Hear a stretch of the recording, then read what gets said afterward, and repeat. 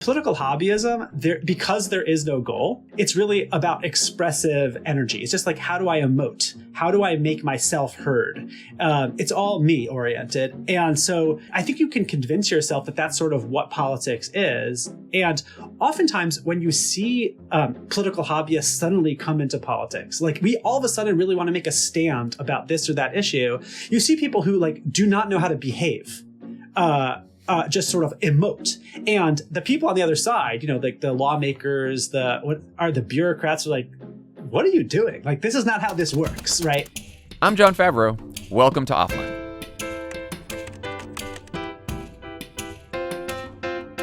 My guest today is Eitan Hersh, professor of political science at Tufts University. So back in 2017, about 100 years ago, we started Crooked with the hope that we could convince people to not just care about politics, but to actually do politics. And we've been really inspired by how many people took us up on that by getting involved in Vote Save America. But that central problem that too many political news junkies aren't actually politically engaged hasn't gone away. Eitan Hersh has written an entire book about this problem. It's called Politics is for Power. Eitan argues that political hobbyists are ruining American politics. These hobbyists are people who tend to be white, college-educated professionals who spend a lot of time following the news cycle and sharing their political opinions, but not much time at all actually getting involved in politics, especially in their own communities.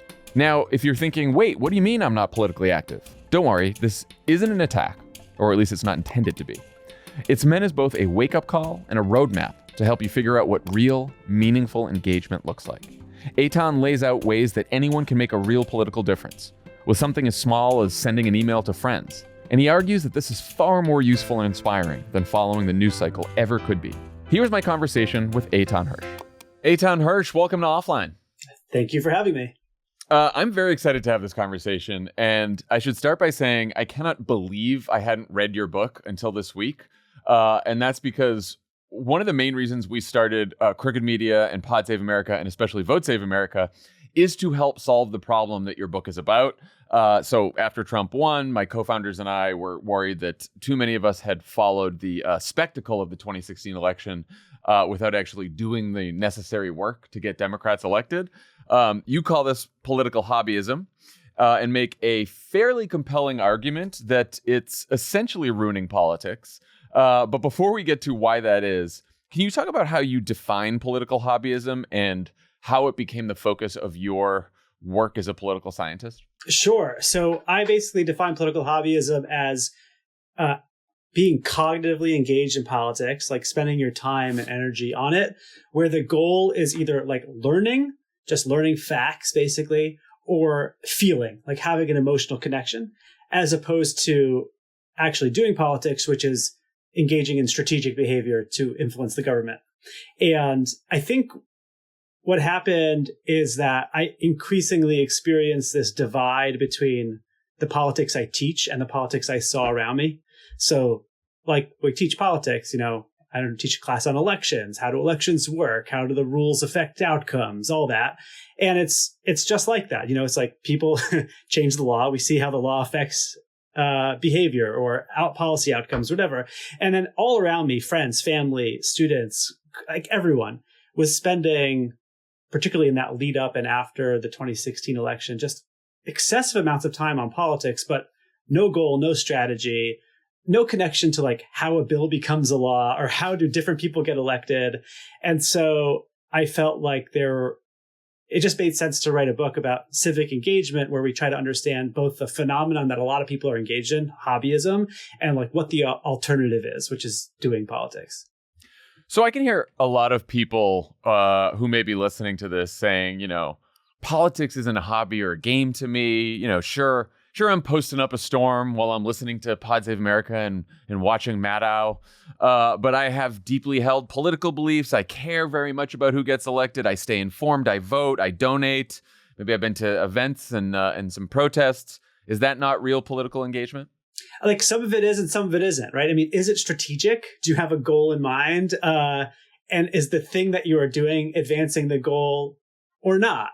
So like, donating is kind of an interesting thing. Some donating is super strategic, even low dollar, like donating. I'm always impressed when I see groups of people who don't have a lot of money and they want to pool together, $100 each. and think really thoughtfully about which candidate both conveys our values and for whom this money will be meaningful. Okay, that is a strategic activity.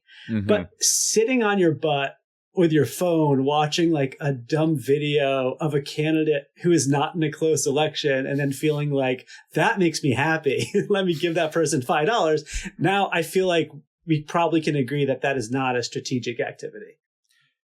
Yeah, we go through this with, there's a lot of liberals who, if there's a villain who's like a very popular liberal villain, but they're in some district that is like, you know, an R+30 district, and there's a Democratic challenger, and the Democratic challenger is never going to win this race, but they put up this like really compelling bio video and everyone hates this Republican. So they're like, I'm going to donate to that Republican. You're like, no, don't donate to that Republican. That you have your money will go much further in a district with a much more boring Democrat and the Republican that you might actually have a chance to beat. Right. Exactly. So how would you define real political and civic engagement? What are some really good examples? You talked about strategic donating. What are some others? Right. So I think people should definitely think about politics more in the category of volunteer civic activity.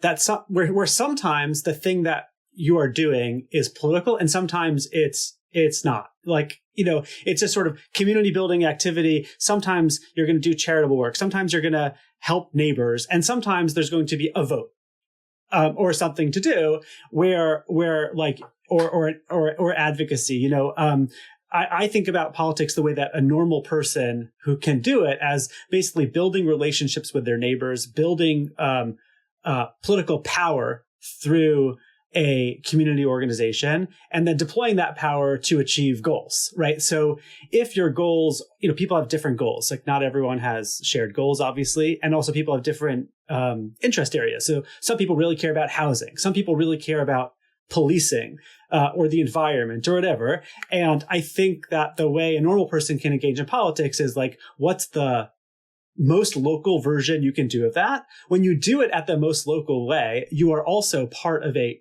broader network, usually. Like, you know, if you're in a housing organization, a lot of young people who have read my book are like interested in housing, say. So if you're interested in housing, like there's a very clear local version of that, but then your local housing group is probably in some network of housing groups in your state, and they're connected to ones nationally. And you are part of this huge thing, right? Even though your engagement in it is highly local. Same with policing, same with business development, all of these movements. I mean, on the right and the left, right? So like, I think like we've seen some great political activity on the right and left in recent years after I wrote the book that has this flavor. I mean, I think housing is the biggest example on the left. Some of the policing reforms after George Floyd have this flavor. On the right, we've seen like really like perfect examples of organizing around critical race theory and anti-trans education in schools, where you have like parents who are on like WhatsApp groups with their school, other school parents. And then one of those parents is like, hey, there's an issue we want to bring to the school board. Let's all do this. And then they're doing that. And there's like definitely a network of things happening. But for the individual person, the thing that they are doing is attending a school board meeting. So like, I think we see lots of politics like that. And then we also just see a huge amount of people spending, you know, just hours and hours and hours doing nothing strategic or goal oriented. Just posting, lots of posting. Yeah. What does the data say about how much political hobbyism is going on in America versus real political engagement like the type that you just talked about? Yeah. So when I was looking at this, I asked people about how they spend their time. And there was a good number of people.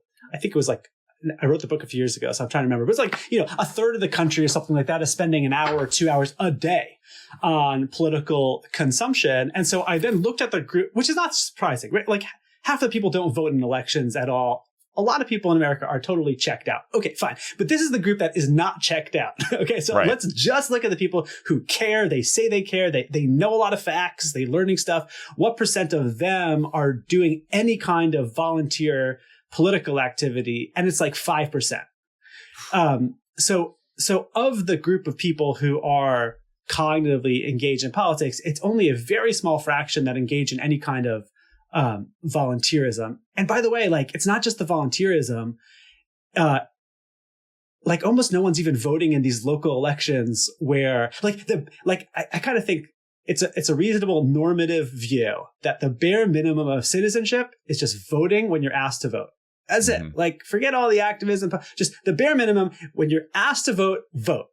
And we know, like, turnout in local elections in America, like 15%. So, like, there's a heck of a lot of people who are not meeting that, even though they are super knowledgeable and engaged and interested. And what does the data say about the kind of person demographically who's most likely to be a political hobbyist? Right. So you look at how about like who has the most time on their hands. It's not me. I don't think it's you. Like, young parents, no free time, basically. People in their 20s and retirees have the most free time.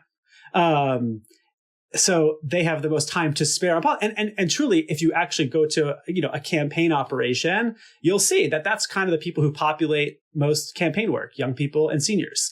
But those are also the people who spend a lot of their time on political hobbies. It tends to be like well-educated people who, and the education is sort of making them, it's in the social norm to be knowledgeable about politics. So they're learning.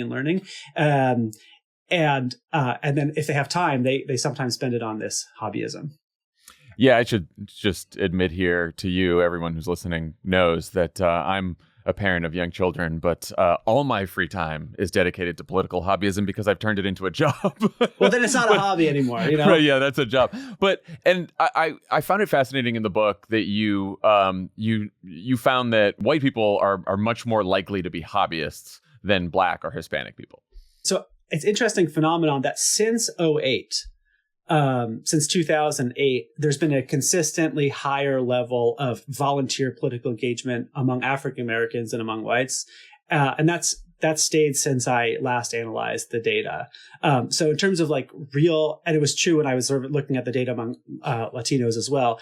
So it's actually a lower rate of political time spent and knowledge. So like if you asked people a bunch of factoid questions, like, which party is the majority in Congress, like trivia questions like that.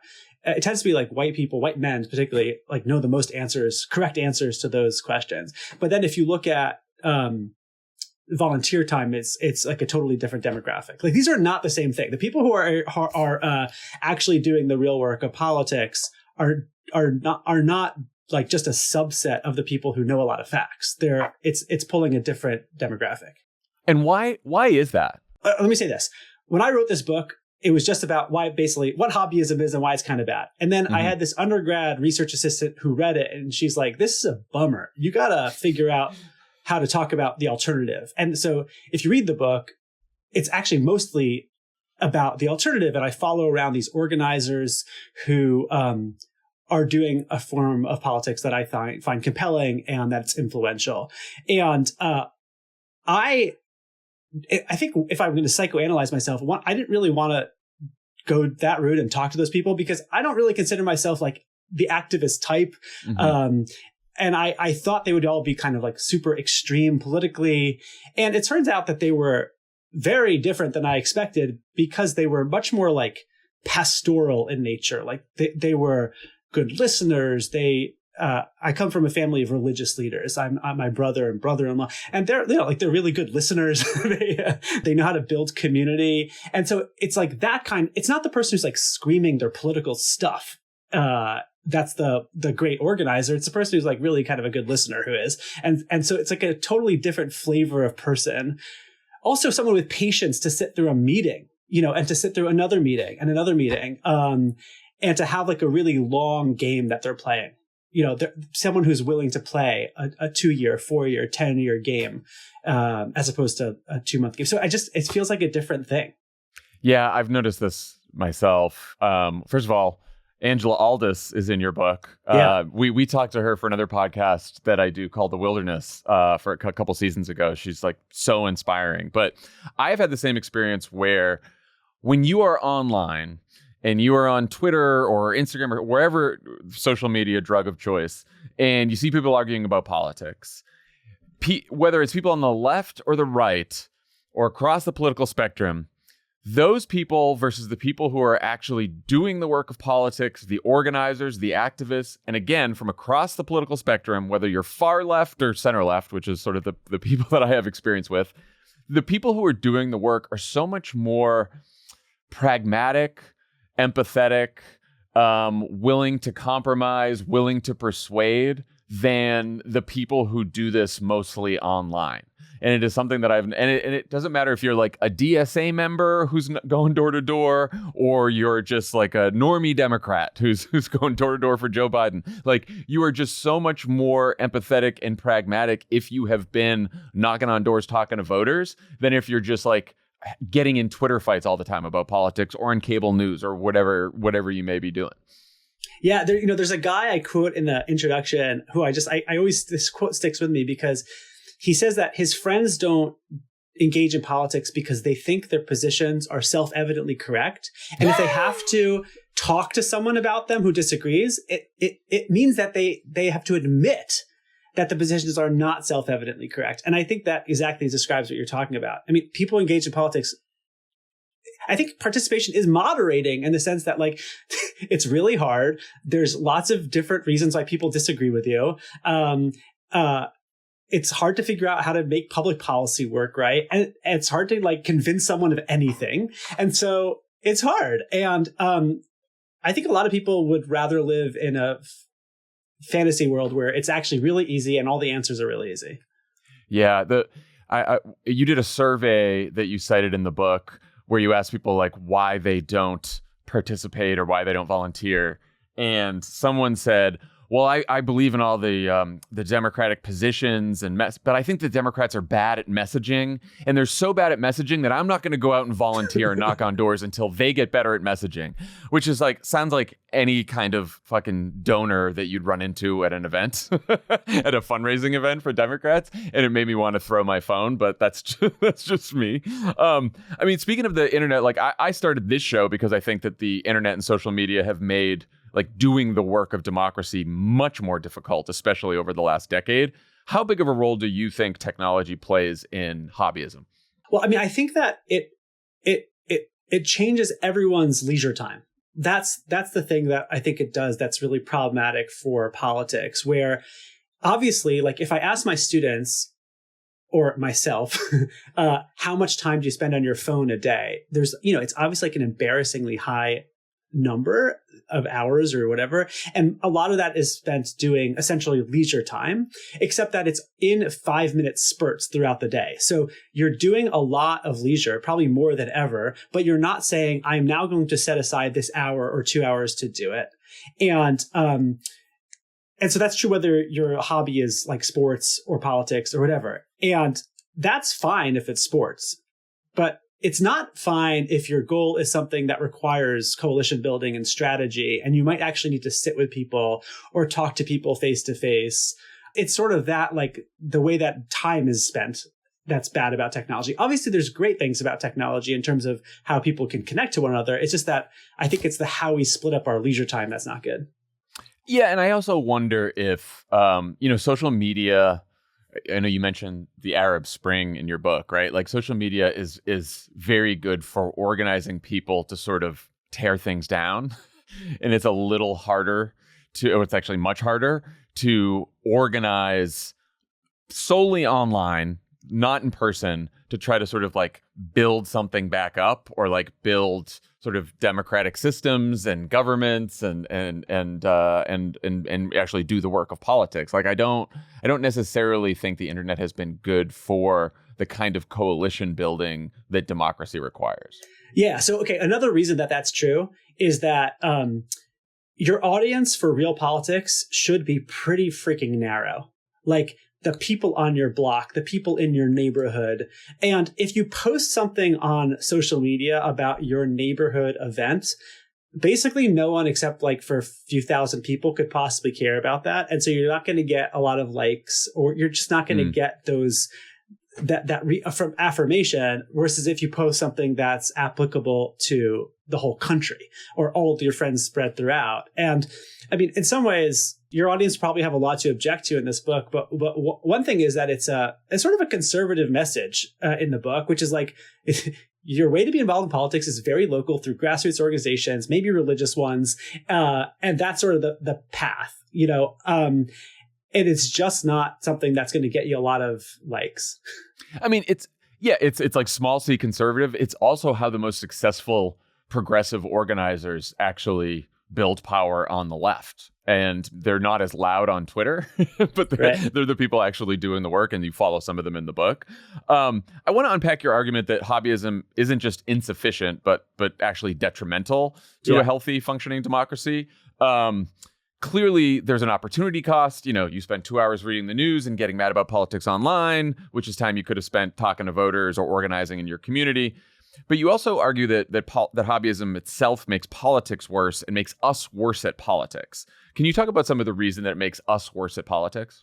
Sure. Yeah. I mean, I think we're basically actually picking up on a theme we talked about a few minutes ago. You're just practicing the entirely wrong skill set, And so the way I think about this is like, politics is like this. If you are an employee and you want a raise from your boss, what are you going to do?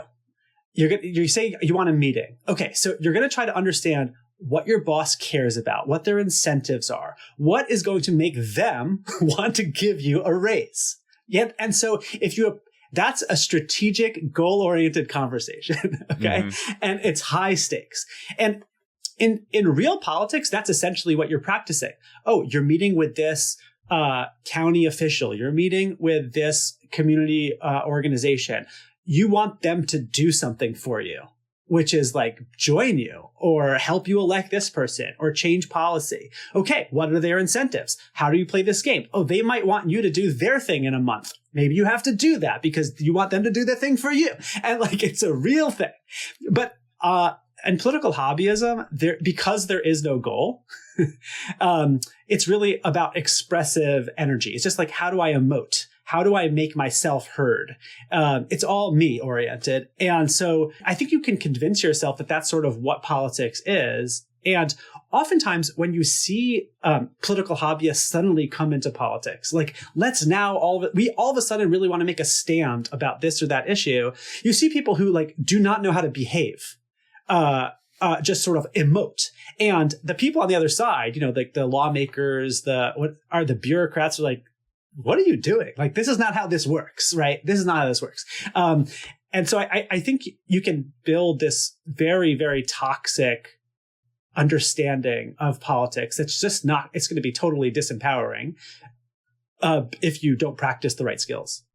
I mean, on that note, you have a critique of the type of activism, I think, that's heavy on protests and petitions and angry posts. And I've been trying to articulate this for a while, and you had a great line in the book. You write, moral outrage is a shortcut to feeling engaged. Can you say more about that? Yeah, like if I care about something, some policy is making me mad, I can just like kind of harumph in company of other people online, and it makes me feel connected to a movement. But that's a shortcut. Like, it's not actually doing the hard work. I mean, the hard work of politics, I think, and is very satisfying in a deep way. Like, I think like getting 100 people to vote the way you want to vote, or texting a state lawmaker and saying, thanks for supporting that bill. That means a lot to me. Like, these are deeply gratifying ways of being an adult in society. Just like, you're a person who people listen to, and I don't mean like, people who are famous or politics. I mean, like, regular people can have that kind of role, that they're important people in their community. And that's deeply satisfying, but it just takes a long time to build. And so a shortcut to that is just being like, like that's what hobbyism is all about. Yeah. I mean, I've been trying to figure out for a long time now why so many people who care about politics seem to place such little importance on the admittedly hard work of persuading people with different political views, right? Which is actually how you build power and win elections. And I always wondered if some of it has to do with the fact that, and this was especially like a post-Trump era thing, like that political coverage, social media expose us mainly to people who either completely agree with us or completely disagree with us. So there's like strong ideological and partisan viewpoints. And so, for example, we think that like, persuading Trump diehards is a waste of time, which it probably is. And, we should just focus on turning out partisan Democrats. That's the argument that you hear a lot in Democratic politics and have for the last several years, especially among more online activists. But what do you think of that? What do you think's going on there? Yeah, I mean, I think it's easy to build that caricature. There's this set of studies that people increasingly say things like, I wouldn't want my kid to marry a Republican if they're a Democrat, or I want my kid to marry a Democrat if they're Republican. And that the agreement with this kind of thing has skyrocketed over time. And I think what is happening is that in the mind's eye, if you're a Democrat, the Republican you imagine your kid marrying is like some caricature of a MAGA guy at a Trump rally or something. Yeah. And if you're a Republican, it's like they're marrying, someone in this squad or something. But like truly, like if one of my Democratic students at Tufts were to marry a Republican, it'd probably be just like an econ major at Tufts. Like in other words, it would just be like someone who's very similar to them, except they're like a little Republican. And I think that social media has created that caricature as like really highlighting in our mind's eye for everything. So you think that no one's convincible, but it's definitely not true, in part because on the issues that people can weigh in on every one of the issues that people care about, there is going to be some compromise middle ground position, and figuring out how to get there is interesting, but it's not like zero sum. Either they win or we win on every issue. How much do you think it has to do with how difficult it is to, and you were saying this earlier, like convince someone to take an action they otherwise wouldn't have taken, right? Which is sort of like the essence of politics and organizing. And I think like that requires lots of conversation. It requires some discomfort. It requires you to compromise. It requires you to like empathize with other people, listen to their positions, even if they disagree, versus what we have now, which is it's very easy to go on social media, find people who agree with you, and express either moral outrage or agreement, or just yell at the other side. Like that's just easy, and it doesn't take as much time, and you can do it while multitasking, right? You can scroll through your phone, look at the news, tweet something, move on, feel like you've done something. Yeah. When in fact, if you were going to like, get a couple people to go vote, even if they weren't hardcore Trump supporters, if they're, moderate, if they don't vote a lot, that takes some time. That takes a couple conversations. It takes some difficult work. Do you think it's sort of the ease of hobbyism that makes it a little more attractive? So I think it's like ease given a certain lifestyle. Okay. So I tell people this a lot, and I tell my students this kind of surprises to them, I think. So until very recently, I lived in this neighborhood in an area of Boston where pretty high dense neighborhood, a lot of apartment buildings, and a very tight knit community that I was part of around a religious community. And before an election, like a local election, I would send 100 friends an email saying, here's who I'm voting for in the local elections. I think you should vote for them too. And out of those 100, maybe 10, 15 said they like took my list to the polling place and they actually voted. I didn't even say why I was voting for them. I just like, here's who I'm voting for. And people were like, I went there with your list because you did it. Okay. Now that was extremely easy for me to get 15 people.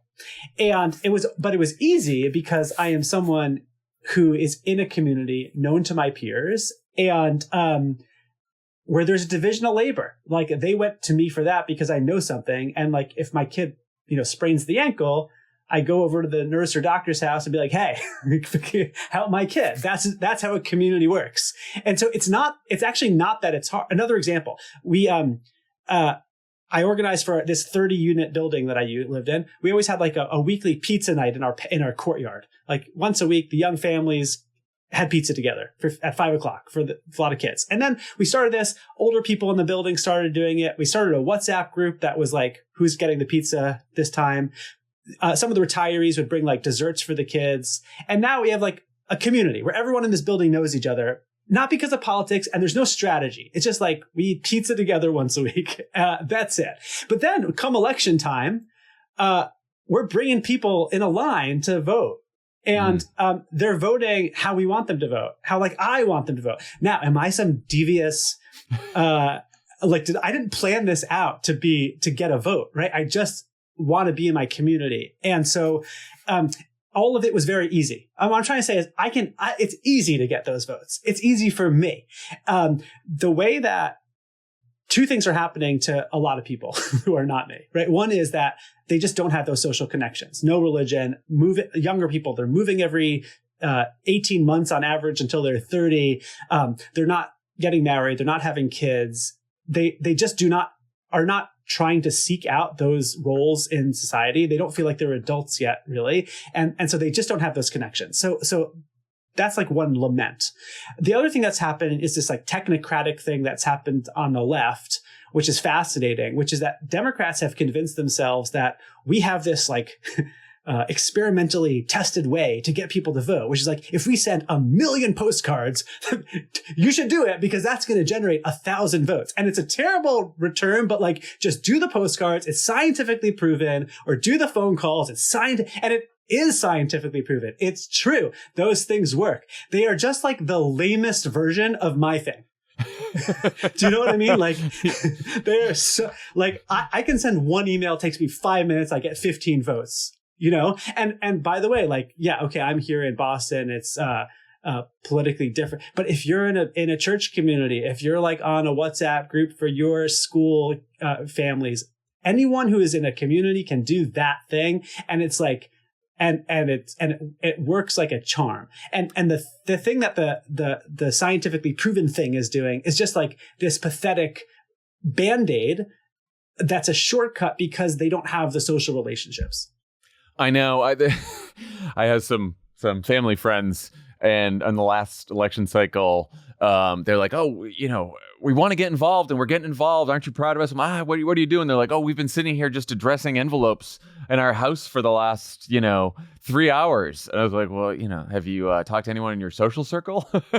You talked about the evidence on this. I think there's a lot of campaigns are coming around to this now, that relational organizing turns out to be the most effective way of organizing, right? Which is like the people in your social circle, in your social network, your colleagues, your friends of friends, like convincing those people to go vote is actually a lot more, if you do the work to convince those people, that's a lot more effective than just talking to strangers. Right. But notice a lot of people really like bristle at that because the idea of talking to the person that they know about this is like, ugh, that feels way worse than talking to a stranger. But why do we think that is? Why do people think that's worse? Because you're in long-term relationships with people and you don't want to, talk about politics. You don't want to talk about politics. And obviously it's a little bit easier when you're talking about local politics where there aren't these same divisions, and not just even state level politics where the issues are just different. All this stuff is actually a lot easier at that level than trying to convince a Trump voter to vote for Biden or vice versa. Can you, some of the people that you followed for the book were engaged in a practice called deep canvassing. Can you talk about what deep canvassing is? Yeah, sure. So this is essentially trying to fabricate the real relationships that I'm talking about. So suppose you don't have those. What can you do? Well, you can practice this technique called deep canvassing with this guy in California, Dave Fleischer has really like championed, which is finding those people who are not, going to be like, they know everything they already need to know and they're never going to vote your way. But there's a lot of people who are not like that. And you basically focus on building empathy in a 15, 20 minute, 30 minute kind of conversation with this person, understanding what their view is, trying to express what your view is and where you come from on the issue.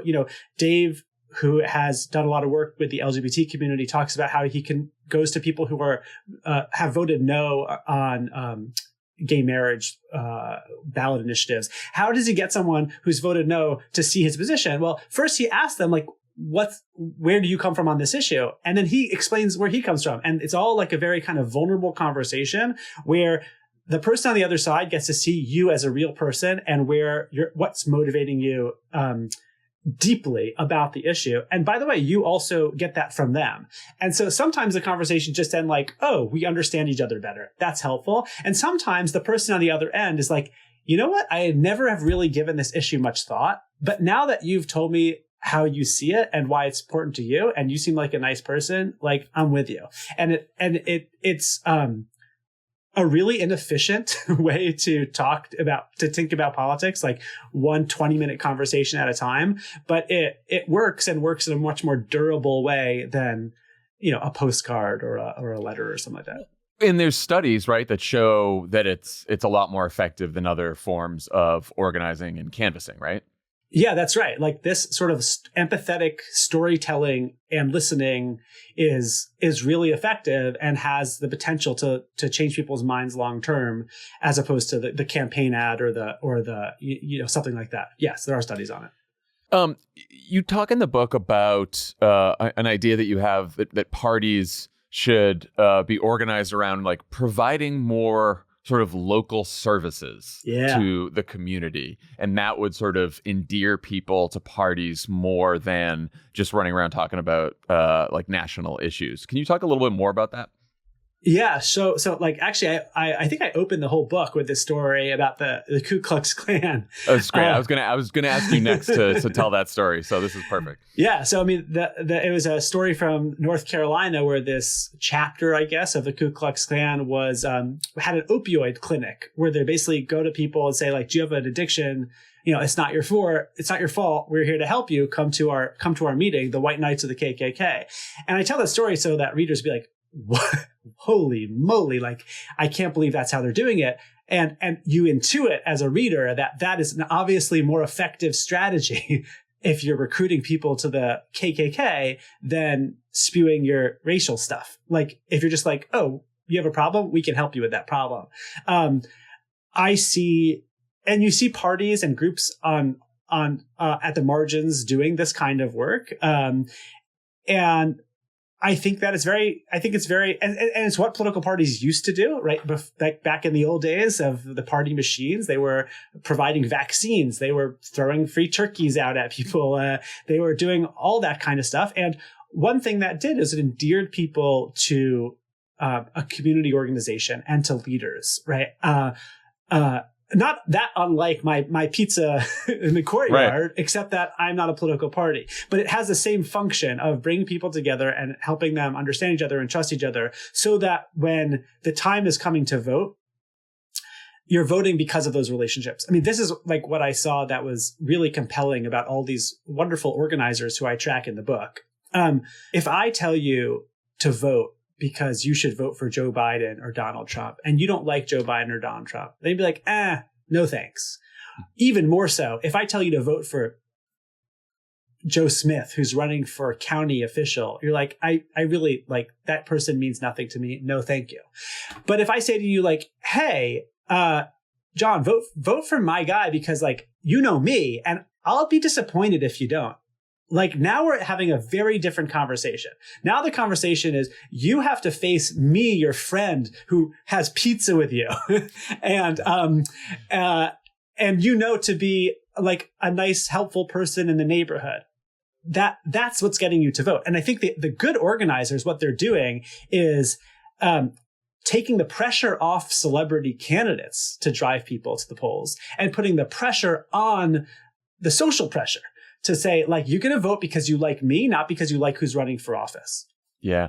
Or, I mean, to just scale that up on a national level, one of the challenges, I think, with being a party of mostly college-educated professionals, the Democrats, is that, and you talk about this a little bit in the book, voters want you to focus on issues that will have a tangible effect on their lives that they can feel, right? And a lot of that's economic concerns. Post-Dobbs, it's concerns about, like, where to access abortion care, right? And so there's, like, people want to say, like, okay, I'm going to vote for someone if I know they're going to make a difference in my life in some way.